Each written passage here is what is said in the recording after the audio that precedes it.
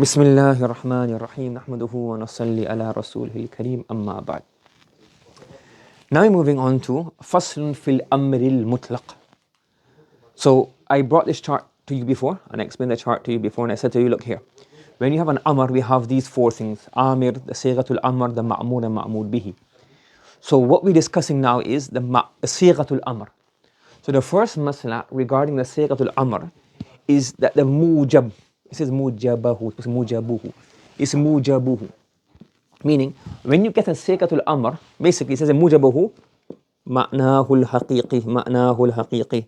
What is the default meaning of amr, of the sigha? The default meaning of the madda, depending on what the word means, aqim, as-salah, az-zakah, al-hajj. But the if'al, hujju, sumu, aqim as-salah. So the default, what's the haqiqi meaning of the mad, of the hay'a, of the sigha of amr? Wujub. That's what he's saying here. اختلف الناس في الأمر المطلق. Yes? The fuqaha have differed regarding the amr al-mutlaq. What's al-amr al-mutlaq? Al-amr al-mutlaq is that amr without external qara'in, without external context. Just that amr on its own.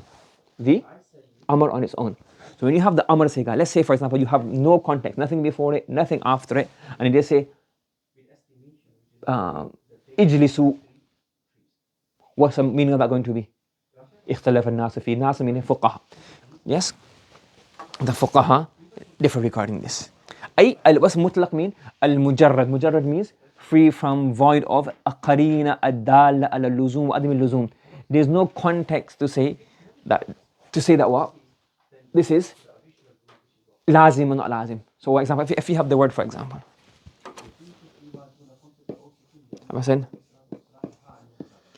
What's the default meaning of this? Be quiet. Is it wajib or is it wujub or not wujub? It says wujub. If you say, you see something to me, say, guess what? I don't know. Something really good happened, let's say, inshallah. Something really good happened. Yes? You say, for example, I don't know. He learned the Quran, somebody done the whole Quran khatam in one day. Yeah, shut up. Like, when you say in awal hamid, shut up. What does that mean? Not really. So now, the context means that shut up here is an amr, but it's not for amr, it's really for ta'ajjub, that like, you must stay quiet because what you are saying is hard to believe. Is it really true? Is it ta'ajjub? That's qarina now. But by default, shut up means, ay uskut la tatakallam. Fahim? You following? So for he gives two examples here. I don't want to go to the example, go to the examples. He says, فَإِذَا قُرِئَ الْقُرْآنِ. The reason he brought these examples is if we've done qira' khalf al-imam, he brought this example to go towards that kind of probably. So he says, إِذَا قُرِئَ الْقُرْآنِ فَاسْتَمِعُوا إِسْتَمِعُوا وَأَنْصِتُوا istama'a, istami' ansit. These are two. Sigha amr. What's the default meaning? You have to prove to wajib. Unless there's a reason to say it's not wajib, that means that this amr is for wajib, not for mustahab or whatever.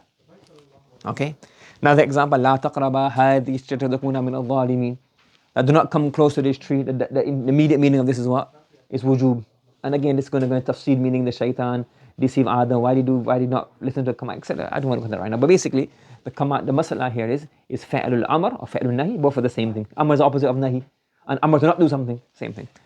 So fastami'u lahu wansitu, amr. La taqraba, amr. The default meaning of this is what? Haqiqi meaning of this, the hay'a of amr is wujub. Qat'i dalala, yes. Qat'i dalala because it's khas. So the hay'a, the sigha, the meaning of the sigha is qat'i. So for example, I said to you, musu. What does Masih Musu mean? I got no idea. So that's mujmal. I made that word up opposite of sumu. But the hay'a, whatever that musu, the default is what? The haqiqi meaning of that is what? What's the haqiqi meaning? The khas meaning of the sigha is what? Wujub. So whatever the musu means is wajib for you to do. Unless there's context to show that it's not. So majaz you have to have al-haqiqatu awla min al-majaz. You understand? You follow the same rule. You follow the same rule. You follow what? Of majaz? Yeah, to go from majaz you have to have a context, a qarina, one of those siyaqul kalam, etc., etc.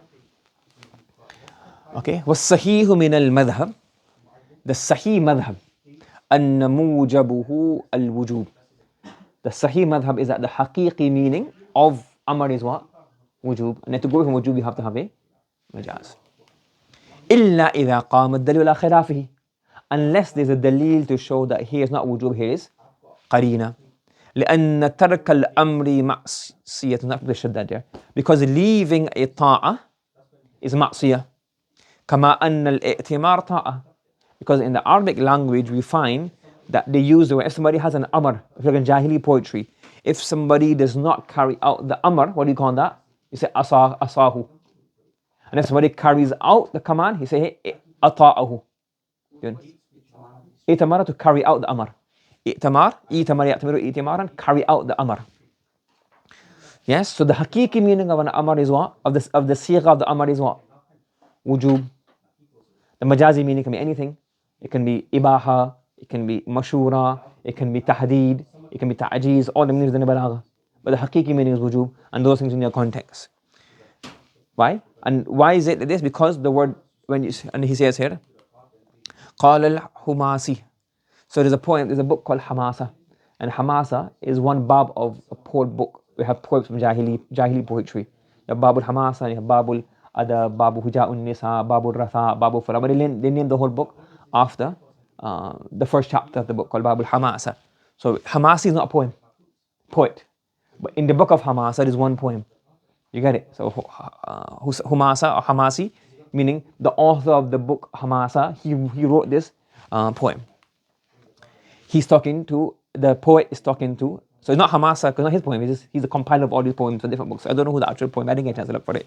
So he says, Ata'ti li'amiriki. Ata'a yuti'u ita'atan means what? To obey. Li'amiriki, those who have commanded you. So you have, so who's the ma'mul bihi? Ata'ti, you have obeyed those who commanded you. What did they command you to do? Bisarmi habli. Sarma, to cut off.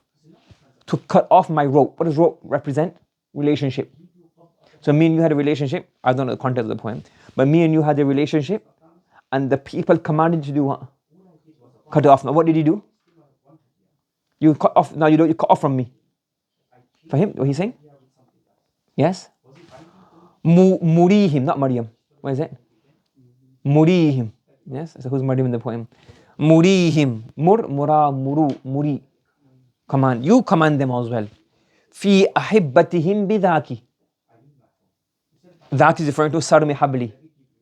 Not sarmi habli, but sarmi hablihim. You command them to cut their ties in their relationships as well. So I guess assuming, I don't know. So there's one lady, she cut off relationships with this person, with the sha'ir. The sha'ir is telling her that, why do you cut off from me for? If those people who told you to cut off from me, why don't you tell them you cut off your relationship as well? Maybe she, I don't know, maybe a boyfriend or somebody else, and she's saying that, cut off from that person as well. I don't know. It's Jahili poetry. It's before Islam. So why do you tell those people who commanded you to cut off from me, tell them you cut off from your friends as well, and your mahboobs as well? Then this is the main part he's doing istilal. Again, the whole point is just basically he's trying to do istilal, that the word ata'a means if you obey somebody, it's called ta'a. And if you do disobey, it's called isyan. This is the vocabulary here. فَإِنْهُمْ طَاوَؤُوكِ فَطَاوِئِيهِمْ. If they do what? طَاوَؤُوكِ. If they obey you, meaning what? You command them and they do what you say, that means they've done what? Ta'a. So the word ta'a means what? To carry out the command. So he's using Jahili poetry to prove that the word ta'a means to carry out a command. So if they obey you, meaning what? They cut off the relationship, you cut off your relationship as well with me. No problem. وَإِنْ أَصَاكِ. Yeah, asawki, asa, you asim mu'asat, ba mufa'ala fa mubalagha. In asawki, is it asaki? Yeah, asawki. In asawki, asa, ya asaw. If they disobey you, what's asawki mean? If they do not carry out your command, murihim. See the istishal? The point, but the meaning here is, tawa, he's using the word ta'a, if they obey you, and asa, if they disobey you. So if they disobey you, you disobey them as well. Fa'si man asaki, you also disobey the one who disobeys you. So the mafhum, the maqsood of this poem is that the poet in Jahili, in his language, the word ta'a is used for obeying what? The command. And the word ma'siyah is used for disobeying a command. You understand? Acha. Wal-isyan fima yarju ila haqq shari. In the Sharia, is sabamun lil-iqab. Anything when you do ma'siyah, then you become worthy of iqab. Okay? And then he goes on to explain a bit more. وَتَحْقِيقُهُ أَنَّ لُزُومَ الْإِعْتِمَارِ. And how do we understand this? لُزُومَ الْإِعْتِمَارِ. The compulsion or the necessity to fulfill a command. I'timar, to fulfill a command. the necessity of fulfilling a command إنما يكون بقدر ولاية الآمر المخاطب is based upon the level or the amount of authority the Amir has over the Mukhatab. So if it's two friends, one is slightly older, slightly thing, then the command has a bit more weight. You have an elder brother, more weight. You have a father, more weight. Mother, more weight. Allah subhanahu wa ta'ala, more weight. So the more wilaya the Amir has over the Ma'mur, then the higher the luzum becomes stronger of the i'timar. ولهذا, therefore, إذا وجهت صيغة الأمر إلى من لا يلزمه طاعتك لا يلزم طاعتك أصلا لا يكون ذلك موجبا للائتمار. If you وجهت, if you direct the صيغة of Amr to somebody whose obedience is who is not binded to your obedience, لا يلزمه طاعتك, who is upon whom it is not binding to obey you, this will not be موجبا للائتمار. This will not be what? موجبا للائتمار. وإذا وجهتها إلى من يلزمه طاعتك من العبيد. However, if you direct a khitab, a command, to somebody upon whom your obedience is necessary, like for example the slaves, yes, before emancipation had slaves, so then now you have to carry out, provided it's within his capacity. لزمه الائتمار لا محالة, he has to carry out. حتى لو تركه اختيارا, if he purposefully on his own choice and his own decree does not carry out the command, يستحق العقاب عرفا وشرعا, he is now worthy of a punishment عرفا وشرعا. You have a father, he commands you to do something. So you have two people same age. You say that's what's called iltimas. You say request. You're both the same age. No one's got authority. So that Sightul Amr is not majaz. It's not for wujub because they're both the same age, same exact position. But one is higher position now. It becomes binding. And who's the greatest? Who's the highest of all positions? له ملك السماوات والأرض. فعلى هذا عرفنا أن لزوم الائتمار بقدر ولاية الأمر. So from this we've understood that the level of fulfilling the command is based upon the authority of the Amir. إذا ثبت هذا, now this has been proven, we will say إن الله تعالى, that Anna is wrong, this is copied from another book. إن الله تعالى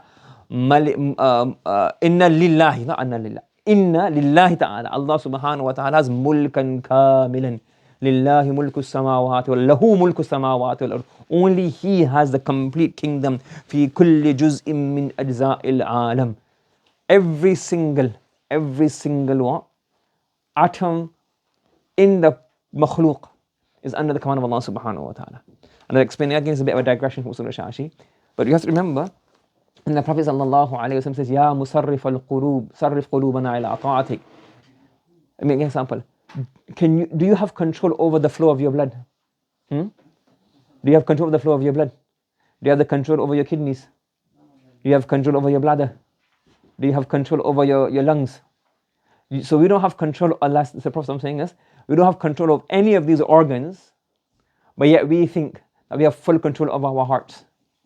So even the heart, every single neuron and every single connection made between it, when we come to a thought, a conclusion, a decision, it's not our decision. Allah subhanahu wa ta'ala has granted us the ability to come to this conclusion that Allah subhanahu wa ta'ala is wahid, la ilaha illallah wahdahu la sharika lah. So this is because He has allowed us. He's made us mukallaf, He's given us enough ikhtiyar, but through His decision, His authority. So every single juz, meaning every single atom, and even those things refers to what?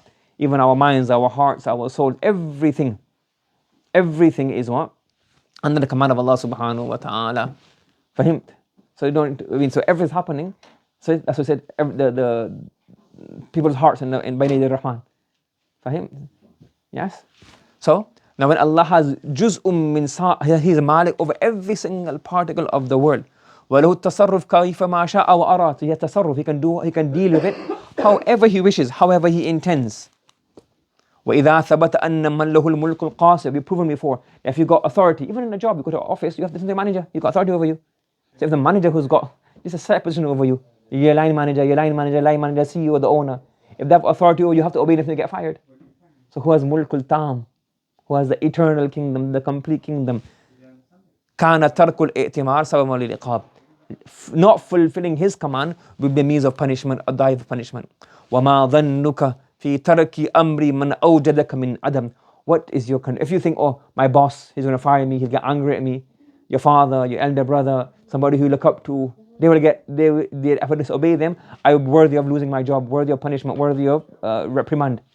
So then, La ilaha ma gharraka bi rabbikal kareem. What is your thought and your consideration regarding the one awjadaka min al-adam? You had no existence, Allah subhanahu wa ta'ala. He brought you from existence. Wa adarra. Adarra means to basically like dur is like milk, but basically He rained upon you. Sha'abib al-ni'am. He rained upon you the ni'am. Yes? We don't even know what the ni'am are. Every single second we're breathing, like we don't even know that right now, within that 1 second just passed right now, how many things happen in our body regarding our digestion, regarding our breathing, regarding our blood flow, regarding our heart pumping, regarding our minds functioning. Even to say one sentence, how many words are being processed? Sha'abib and ni'am. These are all the ni'am of Allah subhanahu wa ta'ala. So if He has done so much ni'am upon you, then how much compulsion is there in fulfilling the command that He has issued? Fahimd? So he's gone a bit on again, but the asal is, the amr, the haqiqi meaning of the hay'a of the sigatul amr is what? Al-wujub. And he gave an example of why is wujub. And inshallah we go on to the next part inshallah tomorrow. Subhanallah wa bihamdihi, subhanakallahumma wa bihamdika, wa nashhadu an la ilaha illa anta, nastaghfiruka wa natubu ilayk.